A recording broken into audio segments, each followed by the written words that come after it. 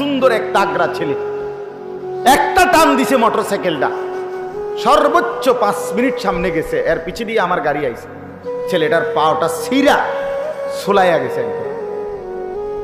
কুত্তার মতো টান দিছে, কুত্তাও এত জোরে দৌড় দেয় না।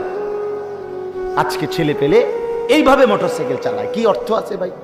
কারে দেখাইলা? তোমার যে পাওটা এখন ছিঁড়া গেল, রক্তে ভাইসা গেল পাওটা, 3টা মানুষ পড়ে গেছে, একটা মোটরসাইকেলের পিছনে পারে না 5 জন বইতো, যাইটা হইল এটার ভিতরে জায়গা নাই। এরপর মানে ছাগল যে এত ছাগল যে নিজের জানের কোনো মায়াটাও না, এটা কি পাগল? এরকম পাগল এত তার ছিঁড়া মানুষ কেমনে হয়?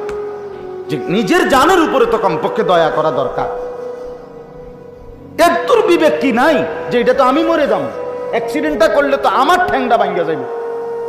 এই কি পাগল? আমি এটা বুঝি না, এটা আমি বুঝি না। আহা, হায় রে আমগো ছেলেরা কি করে বুঝছেন না?